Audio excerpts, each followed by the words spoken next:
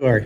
Okay, so when I enlisted in the Army at 18, I was enamored with helicopters, and that was one of the only subjects I really was concerned with. So when I went in the Army, I went through the physical, and I got rejected because of my eye and no depth perception and cross eye, and I couldn't see good out of there.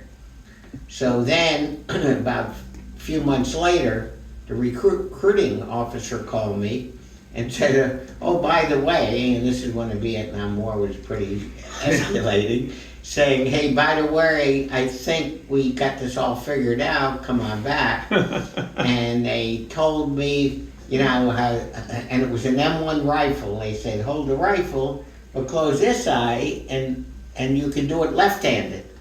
I go, okay, and I did. They said, okay, and I still have the military records where they crossed out rejected, and then a handwritten note saying enlisted on such a date. So I wanted to go after basic training to helicopter school, and they rejected me. And I was devastated, so that's when I went into artillery. That's how I wound up in artillery. But I really wanted to be a helicopter pilot. Didn't you become a spotter for I was a forward observer. forward observer? I was a Okay. forward observer for our artillery unit, and flew in those little Piper Cubs and the helicopters until I found out that I couldn't mark the map. There are no computers or nothing. Everything was manual.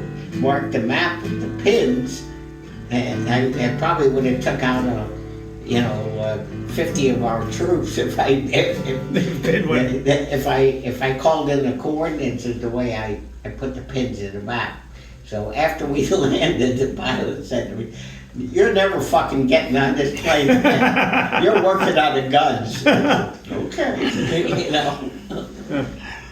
But it was air forward observer. That's how they did it. Oh, okay. That was a good story. And Thank that's you. my story, and I'm sticking to it.